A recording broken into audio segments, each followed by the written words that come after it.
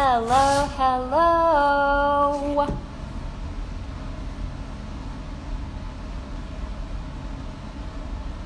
This is the Instagram live waiting for everyone to come to my party dance. Hi. This is what I do at home when I have a party in the before times. I just sit waiting for people to show up like this.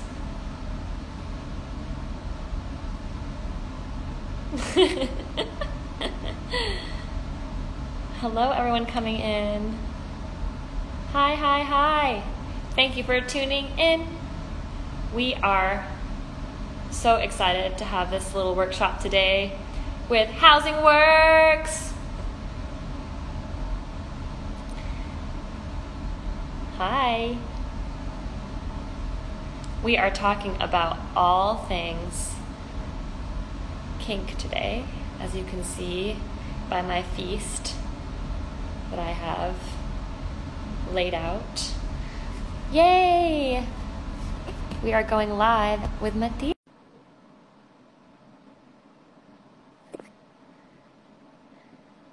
So excited. Yay! Hi. Oh my God, so good. Finally talk to you somewhat in person. Yeah. Hi. Hi, how's it going? It's going good. Sitting here in my little room. Are you in the stores right now? I'm in the store right now, yes. Whoa. We're I always see you got the Moxie already. I'm sitting behind. What? This is the only thing I have exciting in my background. Oh, that pleasure. What are you talking about? That's amazing. Also, the Yeah. very on point. I love it. What'd you say? It's pink. I love the color. It has to be. I mean, everything has to be either black or a fun color. Listen, That's it. we'll actually talk about that because I feel like a lot of people are like, I don't care what color all my stuff is, and I'm like, you will. It matters. Oh my God, when I used to work at Babeland, all the times people would return things and they'd be like, I just didn't like the color. And I'm like, You're like, no, at sorry. first I didn't get it. But then I'm like, no, I actually kind of get it. The Yeah. colors are kind of important. Yeah, it is important. It truly is. Anyway, so glad to finally be talking with you. I don't know if you can see my little delight here with the split cream. Oh, I see a little. There's many things that Yeah. many things to talk about, but let's just say hi to everyone coming in. So my name is Bahar. My pronouns are they, them. I am the manager of the Upper East Side Pleasure Chest in New York City. Hello to everyone joining us from all over the country right now. We are so excited to be partnering up with Housing Works to talk about all things for Kinktober. Happy Kinktober. Happy October. Yeah, to do something scary. So, and then yeah.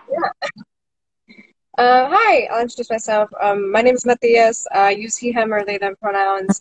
And I'm the activity specialist for Housing Works' Clubhouse, which is within like our youth and prevention. And yeah, I'm joining with the Housing Works Instagram, HWYPS, but I also have my own social media, which I'll share at the end. Cool. No, share it or share now. I'll share mine too. Okay, yeah. So my Instagram is math HWPS, like math, like the subject. I'll just put it in here. Awesome. And then I also have Facebook, which is Mathias, which is spelled Mathias. This is where it is. Let me see. If I add myself, am I gonna like? Let's see. I wonder. I just added myself.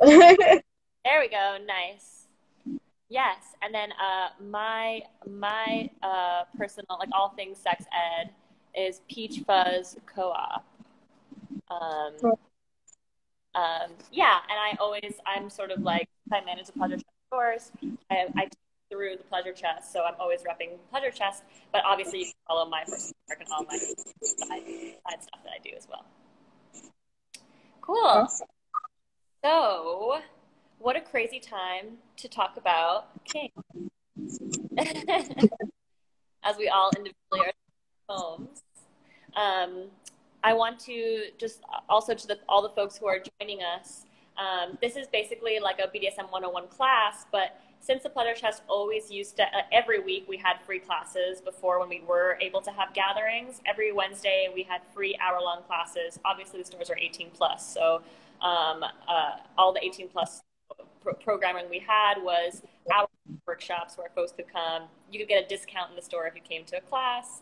But now, since we can't do that, basically I'm trying to do every other Wednesday. Tune in every other Wednesday. We'll try to cover so many, a large range of topics. And if you tune in today, you actually could win a prize at the end. To all the folks who are watching, I just wanted to throw in a little treat, a trick and a treat. You could win, if you pay attention closely, a Scandal blindfold and an over-the-door sex ring. So pay attention. Yeah, you can win all these. We'll ship them to you right from the store. Or if you want to pick them up, if you're in New York, you can definitely come pick them up if that's your bag. Okay, so let us get down to business. Let's talk about why people are kinky. What is kink? Talk about what it is. What is kink for you? Or like how would you describe what kink is? Are you asking me or our audience? Or both? I'm asking what you think, because I mean, generally what I'm trying to point out is that it's not the same for everybody, right? Right. So I've actually been thinking about this recently because I don't know why, I was just sitting in like an Uber or something thinking about the meaning of kink. And this was actually before we planned to do this, and I don't know why it came to my head, but I was thinking about, I know so many people who engage in kink, and while it may seem oxymoronic to say this, that's definitely not a word. I made that up. It's fine. To say this, I have so many people in my life who explain that they indulge in kink for non-sexual reasons. And that's also very real for me and just so many people that I know. So I think while we generally assume kink to be various specific sexual exploits or various pursuits of very specific types of sexual pleasure, I think it definitely goes far beyond that. And for a lot of people, it is a coping mechanism. For a lot of people, it's therapy. It's a way to heal from severe traumas. It is a way to discover their gender, their sexuality, or just an art form that they do. So I would generally refer to kink as an art, and I think kink is sort of like the art of pleasure, and the art of I don't know. There's just so much. I would say the art of pleasure, the genuine art of pleasure, whether that be like creating scenes or manufacturing like products that assist in people's pursuit of pleasure, whether that be like impact toys or silicone toys. Whether it be the creation of a persona that you use in play, whether it be a dom or a dom or a sub persona or whatever that may be. It's just all just generally an art form. So yeah, I guess art of pleasure. So what I'm hearing, I mean, like, this is great because what I'm hearing essentially is it's about creativity. It's about like the art. I mean, the art of pleasure. Someone just said it. Yeah, like the idea that sex is not something that or kink is the idea that it's not something that's fed to you and you're trying to do what you've been told that sex is. It's deeply exploring corners of things that turn you on that don't necessarily have to do with sex. Right. You know what I mean? Right. Kink it will most oftentimes, be explored through the physical body. I almost think of, like looking kink is like everything that is sex that's not sex. Like everything within the realm of sex that's not sex itself, or anything that's in the realm of sexual exploration. Everything about in the world of sex, except for sex. Sex is power. That's right. Yeah. That's the main Yeah. So I love that. And it's about getting creative. And the main thing, the two main things that I want when people approach getting into kink for the first time is there's no wrong way to do kink, but the only wrong way to do kink is if it's non-consensual. The only difference between kink and abuse is consent. That's the crux of what the main difference is, right? Would you agree with that? Yeah, I definitely think. I mean, obviously, there's so much that goes into it, but I think that's where so many people who are less familiar with kink get voting is my kink. That's where so many people who are less familiar with kink and BDSM specifically get confused. They always assume there's a non-consensual aspect to it, when actually that is the basis to which all kink has to start from. That's the base of everything is consent and communication, and that's part of what makes it so great. So Right. yeah. Yeah. It's about exploring those corners with someone who wants to explore them with you, Hmm. you know? So yeah. And what kink is not, it is not abuse. It is not a mental disorder. Um, it was classified as such for a long time, along with homosexuality and all these things that, the norm, against the norm, the mainstream society was, it was, people sought to cure it or deal with it in ways that they would hide it. It was shameful. It was taboo. And the reason why kink is a thing now, I think it's just so hot now. Everyone's coming and being like, how can I get into kink? Is because it plays with edge and it plays with taboo. The things that excite us aren't the things that are safe. Do you know what I mean? Right. Arousal and turn on comes from the meeting place of safety and risk. Right. So that's why consent is mandatory, because you need to know that you're not going to get hurt at your core, but you're playing with the edges of these concepts of safety. Right. And that's what turns you on, because it's a little scary. It's fun to be Yeah. scared. We're talking Inktober. Boo, it's Halloween. Like so yeah, I just want to make sure that we start the conversation with consent, as two people who would want to start a scene would start their conversations about a scene with. So let's talk about what a scene is. It is it comes, all this terminology when it comes to kink, it's kind of fun to sort of talk about the jargon, because everyone has their like set ways of like playing and things like that. Like there are lots of words when it comes to kink. There's lots of words when it comes to gender. There's lots of words when it comes to, like, I'll refer to myself and my body parts in one certain way, but they shouldn't be the same for everybody. It's not cut and dry. Kink is not, like we said, it's different for everybody. So when I say scene, you don't have to call what you're doing with someone else a scene. You don't have to use the terms like this person is my sub or my whatever. Like, it's all just terminology that you can either adopt or choose not to. When we start a scene, we're talking about consent. And I actually want to bring up the pleasure chest actually has these amazing yes, no, maybe lists. There are two sides of them. And one of them is, like, I would say more vanilla. And not to say that vanilla is a bad word. I feel like everyone's just like, oh no, I don't want to do it. No, vanilla is great. Vanilla is great. This is more just like the options are like, cunnilingus, public sex. Oh, let's make it a little more kinky. Oral sex, massage, things like that on one side. And then the other side, there's like role play, animal role play, chastity device, knife play, things like that. So we got into more edgy topics on one side. So the basics of a yes, no, maybe list is that there are 3 columns where you can put down, obviously this is not an exhaustive list of all the sexual acts in all history, but you can definitely look through and start to create some sort of foundation of what you'd be into.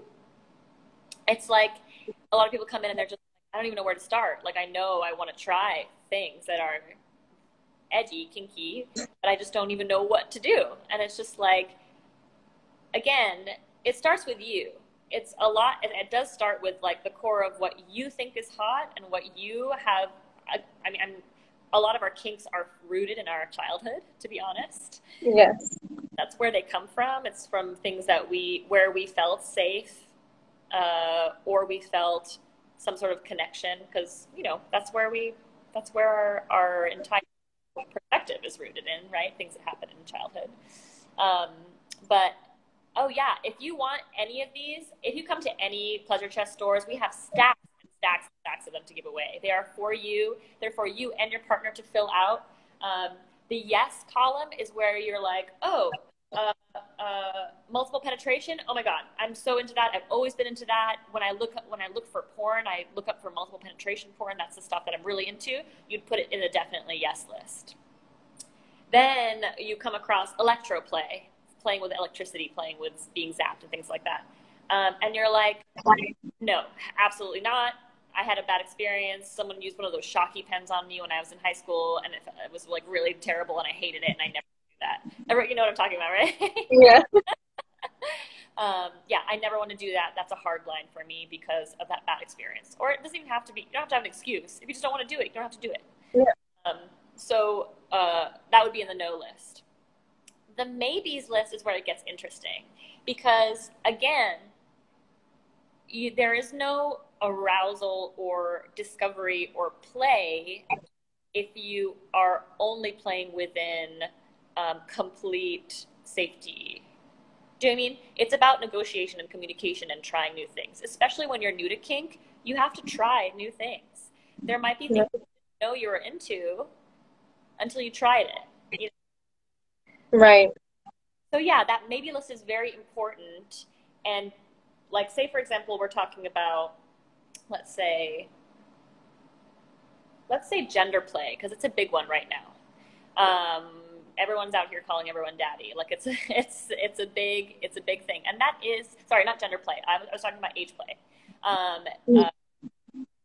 You know, it is really sticky for some people. Some people can have a lot of feelings around it. It's not, you know, people have different backgrounds, like things in childhood that could have made it a lot more not fun for them.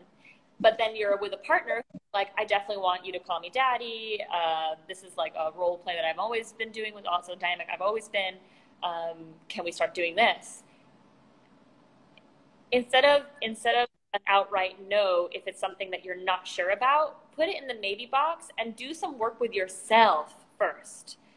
Do some work with you discovering why it's sticky for you. What is it touching?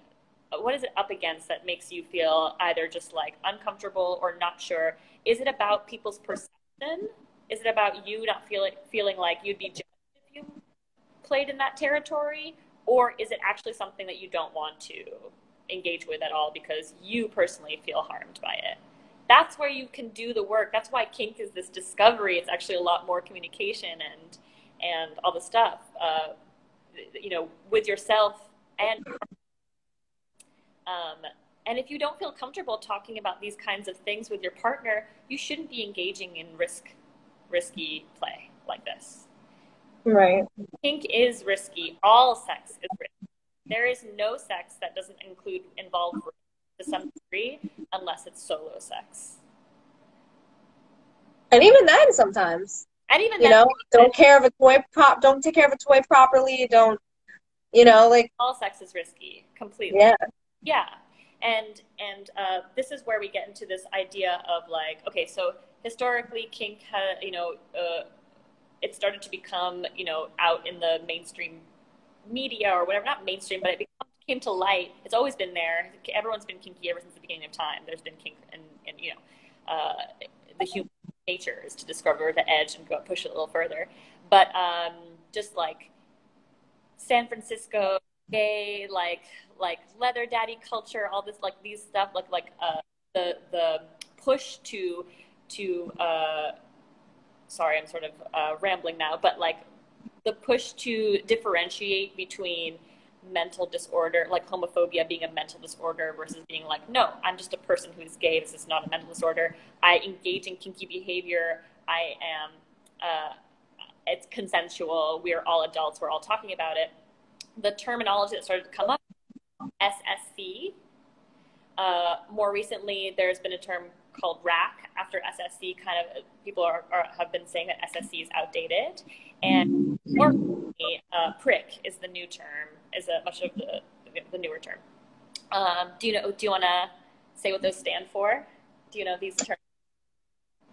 So I'm familiar with RAC and SSC. I have not heard prick. You haven't heard prick? Yeah. Okay, so SSC I think is the thing that people know the most. It's been around the longest, and it stands for safe, sane, and consensual. Consensual, yeah. And then rack. Rack, I believe, was, it's been years. Haven't been a sex educator for a hot minute now. Wasn't rack was like risky, it was risk, and then like, I know the last one was still consensual, but then it was like risk, and then it wasn't like adventure, or I don't remember the A. It's risk-aware consensual. Aware. Kink. Yes. Yes. Risk-aware consensual kink. So the idea is that we know the risk we are getting involved with. We are two consenting adults who are negotiating the terms of the risky sex that we're going to get involved with, regardless of the stakes of the risk. Like, you know, if it's just the fact that we're using sex without, we're having sex without protection, now that's risky. It's not kink related necessarily. It can be. Kink can be anything. But you are both aware of that risk, and you are both willing as adults to make the choice to take that risk. You have what is called a risk budget, essentially. And you're like, oh, I'm willing to take this risk with you. Prick is another term that is about personal responsibility. Taking your personal responsibility for the kink that you are getting involved with. So if you're doing things that involve hard skills like bondage or knife play or piercing or things that actually you need to know what you're doing, and I really want to stress putting choking, breath play on this one. Yeah. It is, you need to know how to do these things, and you are personally responsible to do the work to be able to do that skill. You cannot just engage with someone and not know how to tie them up, not know how to use a knife safely, and not know how to put your hands on someone's throat and just assume that it'll turn out okay. That's right. Beautiful. I think it's definitely especially important to bring the breath play into that, because I find that like that's such a common thing that even like people who tend to stray towards more vanilla sex are now getting into, and I've always been into. And I've heard this so many times with people, you know, who really want to get into choking and don't realize that there's like a very, very incorrect way and a very correct way to do it. And, you know, people who just go in and can cause serious harm and think it's normal. They think, oh, it's supposed to hurt, and it can actually really cause severe injury. You can do irreversible damage, and you can kill you can kill somebody way faster than you think. And this is, I mean, not to get super dark, but we're talking about edges. That's what kink is. Choking is not to be taken lightly.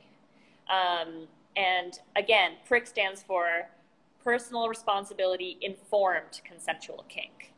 So if you want to get into the dirty, you need to do your homework. Can we say we'll save it? Yeah, it'll be saved, and save it in your mind. Well, yeah, it'll be on IGTV to watch later. Yeah. Hopefully Instagram has been really not working with me on saving these videos, but yeah, we'll post them. That's really weird. I think IG is censoring us, to be honest. But yeah, SSC, safe, sane, consensual. RAC, risk-aware consensual kink. And PRIC is personal responsibility and informed consensual kink. So these three things are sort of the evolution of the conversation about consent and bringing kink into the light of, like, we are all adults here. We can have sex the way that we can take pleasure into our own hands because we're in it together. I want to mention that SSC became outdated because the idea of sanity is a very tricky one.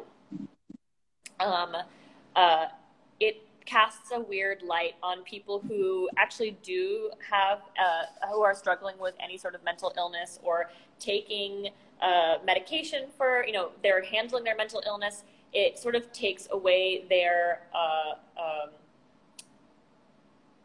God. I guess it takes away their, it's dehumanizing, and it's sort of, it almost says that they're not allowed to participate in kink, or that people who do experience like psychosis or who do experience like delusions or, can't participate in kink, which is not true. It's for everyone. And it's just like kind of, stigmatizing language. Right, exactly. Yeah, yeah. The word I was looking for was agency because, yeah, if if you are someone who struggles with mental illness, you have a mental illness that you are, you're doing the work to, like, you have the complete right to have kinky sex. You are don't need to be denied yourself of pleasure because of the idea that sanity needs to be whatever. The word sanity is weird. Um, so yeah, it's a little outdated. Risk aware is a little bit more inclusive of that term, and then personal responsibility also takes into the fact that people who are, I mean, mostly people who are topping, but also people who are bottoming, know exactly what they're getting into, outs of what they're getting to, and they're not just taking risks without knowing the full capacity of what's happening. Right. I think there's definitely a lack of knowledge that to be a dom, to be a sub, because it is a role, it's also a responsibility, kind of like a job, but fun. Yeah, I mean, jobs yeah, would be fun. I'm having fun, but like, it is a role and it has its own responsibilities and things that you sort of you owe the person that you are engaging with, and you also owe yourself, and yeah. definitely. Yeah. And this is where I say it is okay to be a top or a dom, want to get into topping and be new. It is totally fine to be like, I don't know how to do any of this stuff, but I know I'm definitely a top.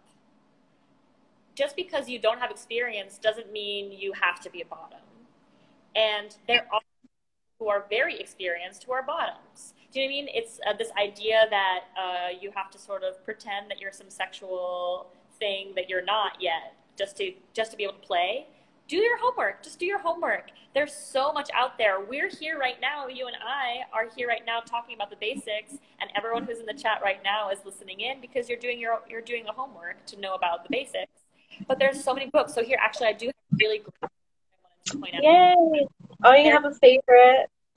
Yes, a really, really good, just about conceptual concept of kink. And this is When Someone You Love Is Kinky, by Dossie Easton and Catherine. So Dossie Easton is actually one of the writers of Ethical Slut, which is one of the biggest books on non-monogamy, ethical non-monogamy.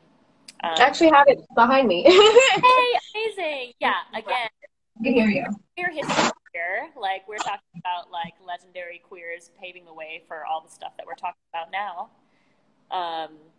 Yeah, When Someone You Love Is Kinky is an amazing, amazing book. And do you have it? I mean, somewhere in my In your pile? assortment of books, yes. Like, oh yeah, I can put them in. Yeah, if you want to do that'd be awesome. Yes, thank you. Someone You Love Is Kinky. And Yeah. the other one is Playing Well with Others. Love that one. Also a great one. So these talk about just kink. SM 101 is a little obsolete, but it is still important of the history of kink and the idea that kink originally was this DIY underground thing. Like, kink wasn't like you could walk into the pleasure chest and walk out with bags full of perfectly made gorgeous crops and paddles like these. Kink was carved out because queers were seeking pleasure in a world that was constantly trying to push them down. So yeah, do your homework on kink theory, kink history, kink blah, blah, blah, and then make sure you're doing work on the hard skills, like how to tie a knot, how to properly choke someone, how to do all the stuff where you actually aren't hurting someone. So one of my favorite bondage books is by Midori, who is a bondage legend. She's incredible, incredible. She's taught here at the Pleasure Trust many times. This is the seductive art of Japanese bondage.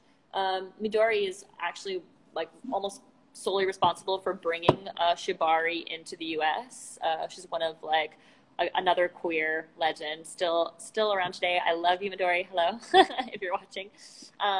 But yeah, it's a beautifully illustrated book. I don't know how much I can show on Instagram, but it has really gorgeous pictures of knots and how to do things. Those are hard skills. And that just takes practice. That just takes time. And if you have a partner who's willing to learn the stuff with you, then great. Like, you can actually do these hard skills with your partner outside of a scene. I remember when I was starting to do, just like starting to learn knot work and stuff, we would just like watch TV. We would watch Avatar, and I would just like Airbender was the great background drop to me just trying to do like double column. So beautiful. Yeah, me and my old coworkers at Babeland would just like, if there are no customers in the store, we just start practicing. Oh We just yeah, be like there, learn things together.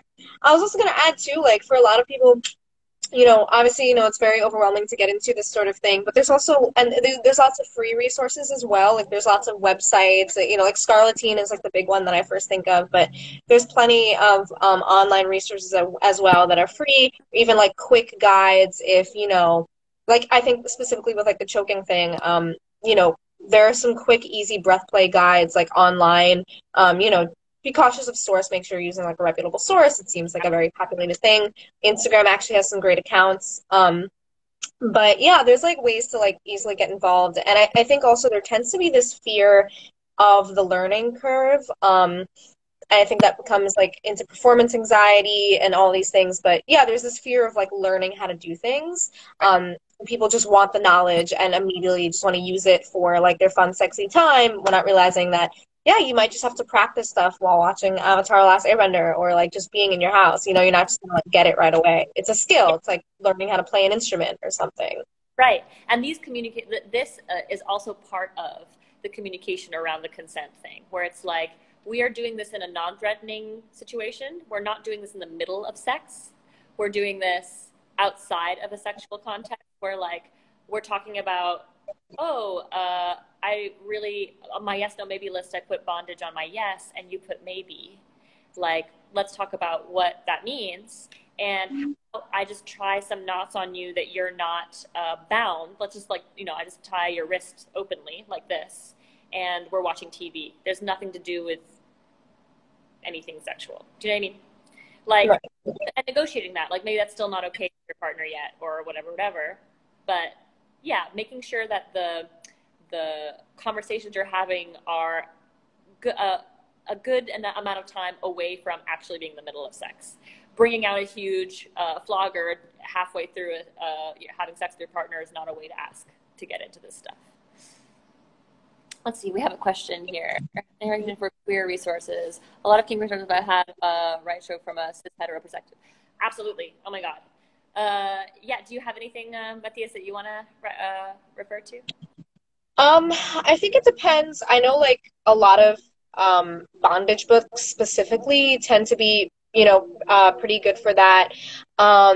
In terms of just like getting into kink itself, like I mean like there's the new topping and bottoming book. Yes. Those are some classics. Those are also by Easton, right? Yes, and Yeah. we have both of them here in the store too if you wanted to take a look. Yes, Yeah. there's the new topping and the new bottoming book, and that was made by a queer person. There's this one I love, and I'm trying to remember the name. It's so short. It's almost like a zine, and I love about it because it talks about sex with all bodies. It talks about how to pleasure. Like one thing I loved about it, it's so hard to find things about how to pleasure trans feminine folk who are on E, and I love it. Oh my gosh. Okay. What? It's like, oh, I don't know. We used to. Oh my God, I have to find this. We used to sell Okay. it at Goodwin.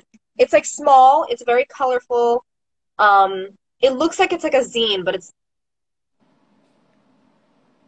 it has. I'm gonna find Okay, well, this. for it, I'm going to list out another amazing queer resource, an Instagram person, Daemonum X. She is an amazing resource for me alone. She's just like an Instagram persona. She also is actually teaching now too, but it's here. I'll tag her. I don't know if she doesn't really. Obviously, she's like an Instagram person, doesn't really know me, but she has amazing resources on Daemonum X. I think that's how you spell it. Resources on specifically queer, like lesbian and queer kink, dating, communication, BDSM, consent, all that stuff. She's an amazing, amazing resource for me. So definitely Definitely check her out. Also, Erica Hart, an amazing sex educator, great resource for all things, especially like just like not only queer and kinky sex education, but just like the true root of some of the issues in the kink community that you want to, if you want to have a strong foundation for engaging in kink in a responsible, socially responsible way. If we're talking about personal responsibility, you found it. This might be it. I don't know for sure, but I think this might be it. Because there's one, Bang, Masturbation Nation, and it's about solo sex, but also goes into kink a little bit. That might be it. I know that one is good regardless, but I think it's Bang, Masturbation Nation, and it's $11.99.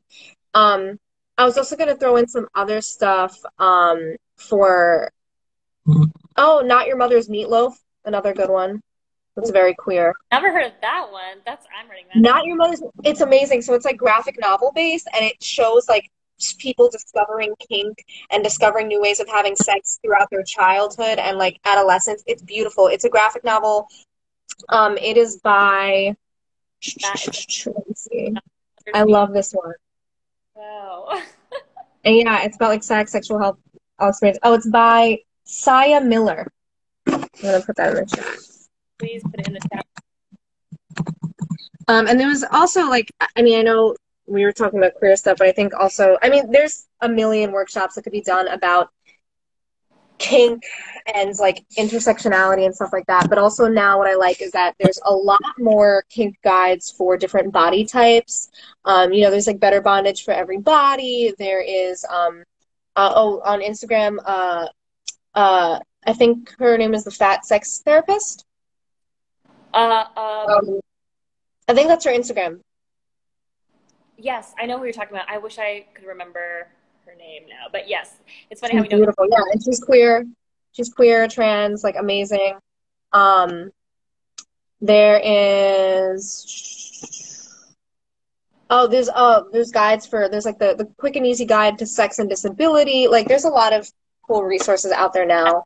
Yeah, we also have a couple books here at the store about a guide to sex and disability. They're not necessarily intended, but amazing for just like sex with people with all different bodies, like all bodies included.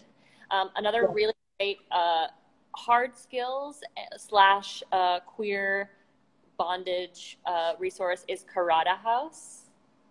They're also an amazing. They're in Germany, I believe, but they're awesome. They also have classes. So we did get another question. It's us because there's so many things that we could like go into this workshop. I'm like, I'm getting so excited. I'm like, there's not all the time to work. I know. So someone said, how would you go about telling your partner that you're interested in pegging? Fun. Okay. Yeah. Let us talk about that. So let's approach it in terms of any sort of act. Pegging is one act now. We could also deconstruct the concept of pegging, for sure. But how would you go about telling your partner that you're interested in something? I think that the conversation, I'll just start off by saying, no one can tell you how to communicate with someone.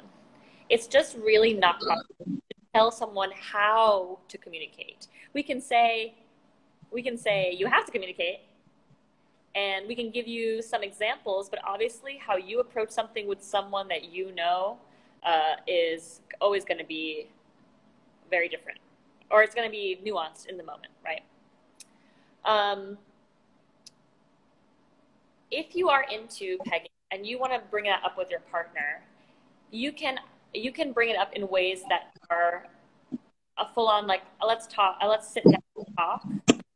I would like to talk about something that I think you might be excited by.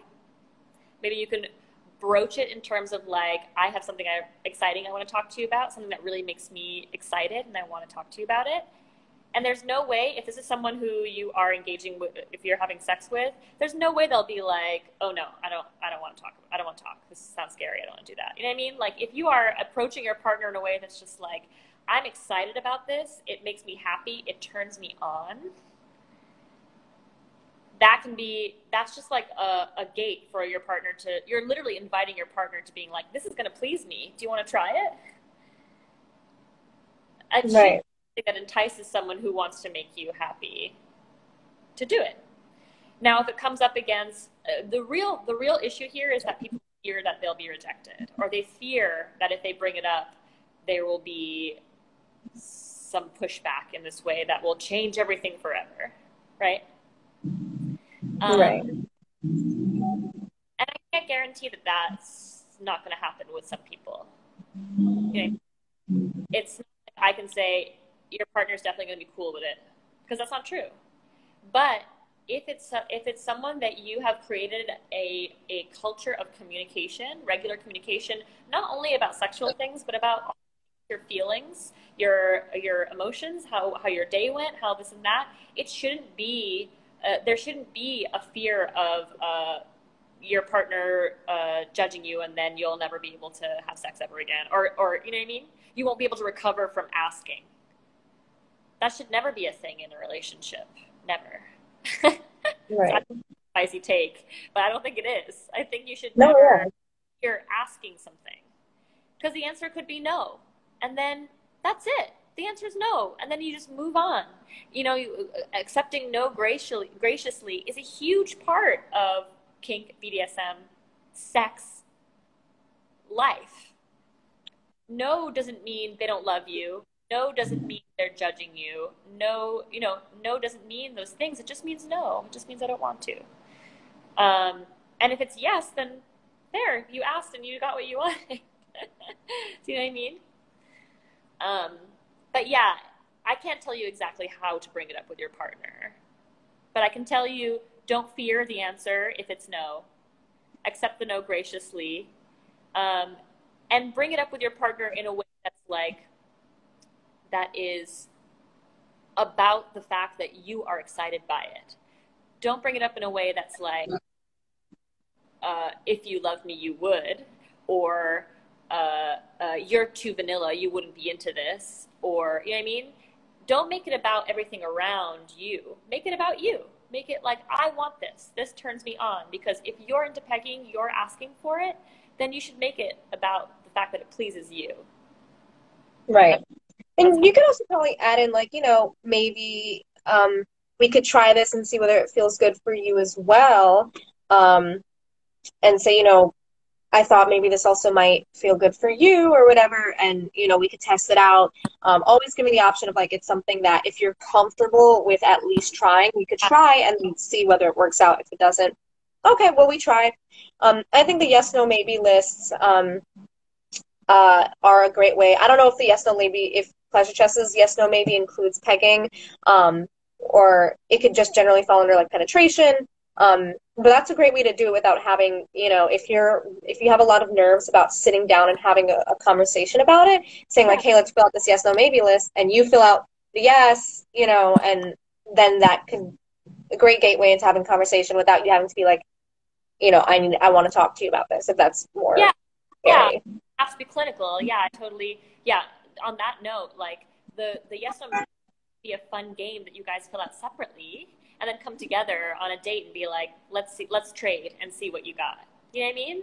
It's fun to do these things. Like the whole communication, it doesn't have to be this like contract that you sign in blood. It's supposed to be this like sexy flirtation around the idea of doing something risky, and it should actually be happening before, during, and after.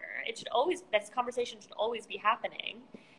The agreement happens before, and then during, you are checking in all the time, like, you still like, is it still hot for you? Like, I'm having such a good time. I'm loving pegging you. You look so hot from behind, or vice versa. Like, I want this, give me more, blah, blah. It can be part of the fantasy, part of the play. Asking for consent doesn't have to be this, like, would you like me to continue pegging you? It doesn't have to be like that. It can be part of the hot, sexy, dirty talk. But again, it also takes practice.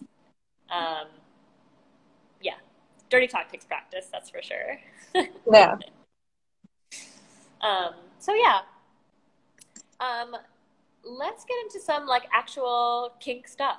we have a little bit of time before I drop the mystery question that I'm going that someone's going to win. Let's see. Yeah, we have a little bit of time. So I have some toys here. Another great resource for hard skills for rope bondage is Twisted Monk. This is a starter kit by Twisted Monk. You get 3 lengths of rope and actually like a little DVD on how to ties, which is amazing. Visually, like especially with rope, sometimes it's so confusing to see in a book like them to put this rope over this one and then tie a knot and blah, blah, blah. Seeing someone do it in a video is really, really helpful. I mean, like obviously buying the rope, that's amazing. But if you go on YouTube and look up Twisted Monk, they have so many videos just free. And Midori is actually in a lot of them too. Midori, the person that brought up this book right here. Bing! So yeah, rope is amazing. Definitely you need to know how to tie knots if you want to actually be able to tie. There's sensual and sadist extremes of BDSM. So sensual is more about it's not like about the hard skills really. It's about like setting a scene, setting the mood, setting the power dynamic of who's on top, someone's on the bottom. Sadism is the hard skills of like, I'm going to tie you down and I'm tying you down for sex, or I'm tying this toy to you, or I'm going to properly spread your legs on the spreader bar, blah, blah. Yeah, thinking about the extremes of exactly what type of kink you're with. Do you enjoy the smell of leather, or do you just like the look on your partner's face when you're wearing it? Like really discover, like explore those things. So lots of toys are made of leather. I'm just going to out myself as more of a rubber person. I'm more of a latex. That's a vegan. Oh, we've got it all for you. This harness is entirely made of bike parts. Yeah, that's a classic. Even leather, I mean, like rubber and leather combined, right? Yeah. An amazing queer company from Canada, Oxid. This harness is so cool. This is if you are into pegging, any sort of strap-on sex whatsoever, whether it be wearing a toy, wearing a amazing harness, and it actually can be worn this way as a chest harness, which is kind of crazy too. Oh, that's cool. Pretty cool. But yeah, completely vegan. There are vegan leather daddies out there. Don't be shy. Don't be scared. You can be the leather daddy of your dreams. But yeah, aesthetic is important. We were talking about the idea that things like matching or having a set of things. So much of our sexual appetite comes from visual, and there is this myth that whatever men versus women gender stuff, visual is good for all people, all things. The fact that your set matches could mean a lot in terms of how you play with your partner. So a really great way to just get into kink BDSM at all is sensory deprivation. So taking some senses away. Easiest way to do that is taking away sight. We're always trying to make sense of things with our visual, just like seeing things. If you take that away, it heightens all other senses. I definitely recommend getting something that's either padded or furry, like this in the back, there's fur, because then you actually will block out things as opposed to like a piece of silk or cloth that you can see over the bridges of your nose. That way they definitely won't see you coming or hear you coming or whatever. Putting headphones on is another great way to be like, okay, now you're trapped in this little world. I've created a playlist and now I'm going to do things to your body. If we talk about impact play, I have so many impact toys here.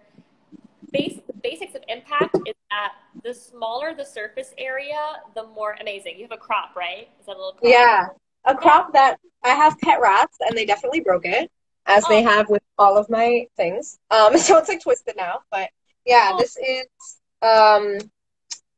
one's a vegan leather. Nice.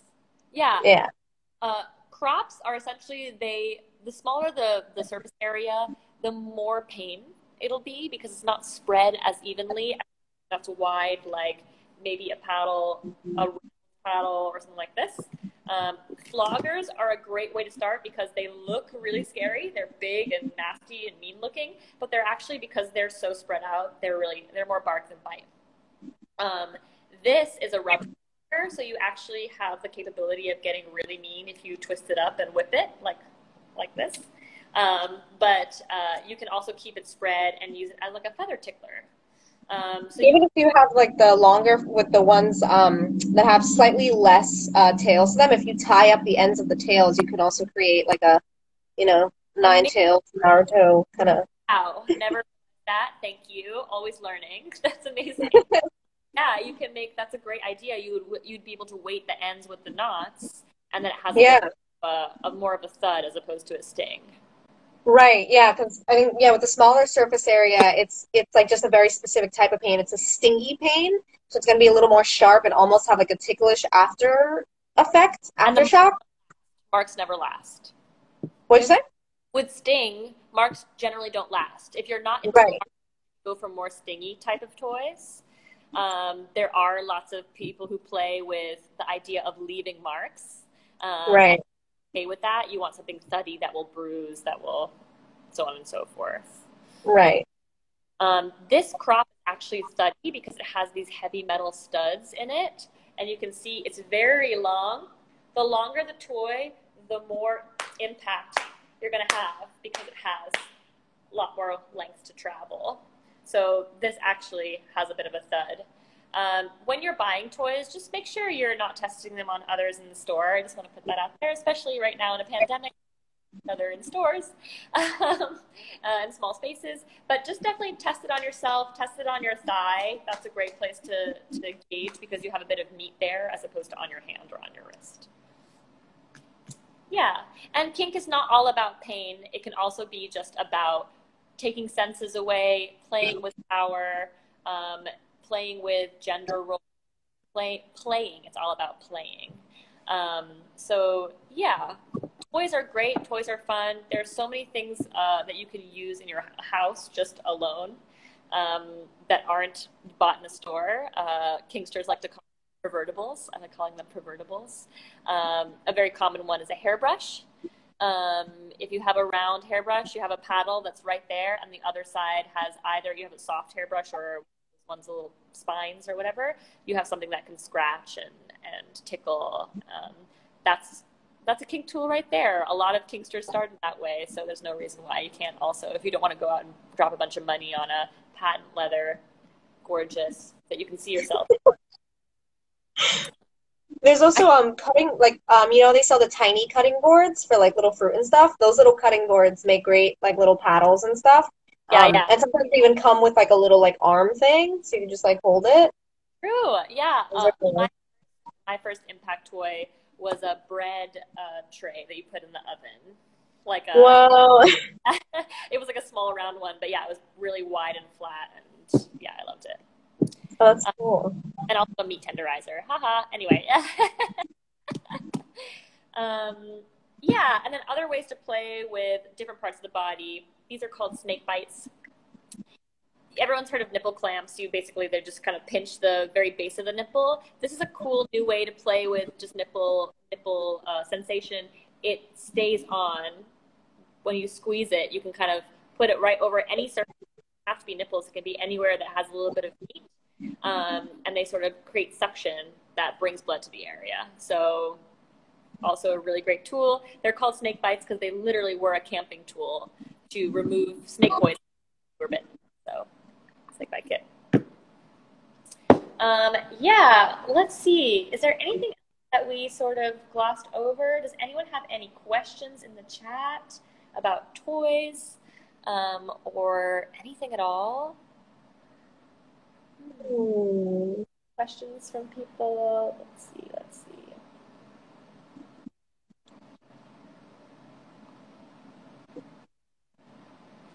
Oh, I know people were interested in talking a little bit more about like dom and sub dynamics and how that comes into play.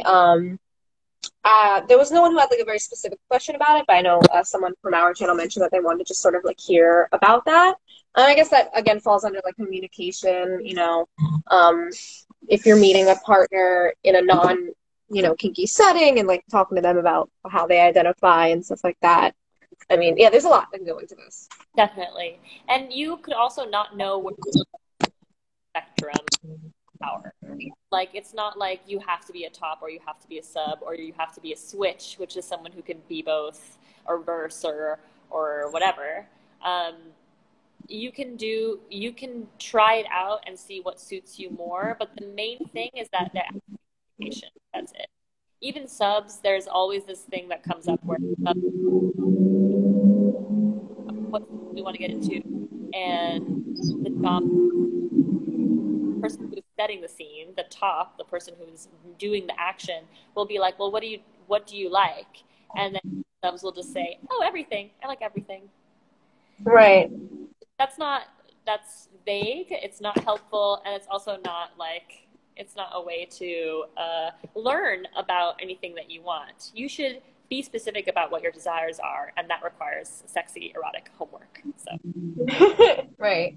I think also nothing with like dom and sub dynamics that there's so many different ways to be a dom and to be a sub, ways to be a top and ways to be a bottom, which also want to know a lot of people do differentiate between top and bottom versus dom and sub and all these things. I mean, again, terminology and jargon could be a whole other thing in and of itself, but it'd be interesting for people when doing your homework, looking up like different common, roles that different types of sub play. Like, what is a brat versus what is like a pig bottom? What is like a power bottom? What is like, a dom top? Versus, there's so much, and so much research to be done. And doing that research is also, like you were mentioning, like part of the fun, like doing that research with the partner, sharing knowledge, being like, okay, we're all going to do our homework and then we're going to go and talk about it. And talk about the things that really excited us. Sometimes I call it like kinky content, where you go out and you're like, I read about this thing and I felt my heart beat a little faster. Like, I was reading about pig play and I suddenly my toes were wiggling, or I got excited. Right. You'll know, you know what I mean? Like, you'll know if you read about rope bondage and you're like, that sounds fun. Like, that's not really enthusiastic. It doesn't bring you joy. KonMari would be like, throw it away. You have to find the things that, you have to find the things that make you tingle. And then that way you can bring it to your partner in this way that's genuinely like excitement. You want to play. I want to play this game with you. Play with you. Right. So, right. Yeah. And then the power stuff actually comes later. It's weird. I think it's a little like reverse engineering to be like, I'll be the top and you be the bottom, and then we'll talk about what we get into. Right. I think it's about, I want to pee on you and you want to be peed on. It could be either way. You could be, it could be either way. You could be being peed on and still be the top. I know It's sort of confusing, but that's how it works, really. So yeah. Right. Let's say the question. We have 3 minutes, so I always want to give people time to give the spicy question, and it's going to be a little bit of a hard one too. So if you were listening, maybe you'll be able to win these items. So, are you ready? Is everyone ready? Drum roll. The question is, what does SSC or rack or prick stand for? The first person to answer any of those 3 things wins both of these things. Think about it. Where can I learn more about that? I'm a bottom but want to try out being a dom, but you don't normally hear about dynamic, in my opinion. Interesting. Oh, we got a winner. I fell out of excitement. Cricket. Codename Cricket. For the first answer. Amazing. Codename Cricket. Yay, I'm so glad everyone's got it. Risk work, sensual, safe, sane, and yeah, everyone's, oh my god, amazing. Codename Cricket, beat all you to it. You won the send us a DM, codename Cricket. That's as possible. You get a blindfold and a door jam, sex swing. Amazing. You can do so many scenes with these things. So So yeah, amazing. Um, Our time. Do you want to answer that little question? Try to answer it in a minute. I try to answer it super fast. So I think again, going into reading materials, which some are available for free online, some, are paid for in store. I recommend, going to a pleasure chest and like taking a look. Do you guys have like a bookstore in your stores usually? It's been a We while. have books in the store, and kink specific books are in our kink room. So yeah. Yeah, so I recommend picking up some books about topping, about bottoming, about doing a lot of research, and yeah, doing some homework. But definitely, if you scroll up a bit, there's also some great accounts that you can follow that have more information. Go on like the kinky side of Instagram, and yeah, I guess just like lots of research is the real answer. Self-discovery, finding out what really turns you on, and not what the society thinks should turn you on, but what you think turns you on. Right. Don't get too caught up on the labels. Consider Yeah. just what do you want, what makes you excited. Like what you're saying, what makes your whole body tingle, and that's Yeah. the answer. Yeah. Exactly. Okay. Thank you so much, Mathias. That was so much fun. I know. I feel so excited and rejuvenated. I'm so Yeah. happy. Are we all excited to like do our erotic homework and like go see what other scenes we Yeah. can? So, Okay. Have an amazing day. Thank you all for joining us. We might get cut off soon, but just saying, join us every other Wednesday. We'll have classes. Definitely follow Housing Works, HWYPS. yep, HWYPS. And Pleasure Test Stores, obviously, you follow since you're following us now. Peach Fuzz Co-op is my handle. Your personal is math, right? Math, like the subject math, HWYPS. Yeah, we have tons of resources available on our end for lots of other things like housing and jobs and workshops. So definitely follow and get more information. Now, especially. So yeah, please give them a follow, support them, donate to them. Go to Housing Works, get your thrift store stuff. Oh yeah. Okay. Thank you all so much. Have a great day. Thank you. Bye.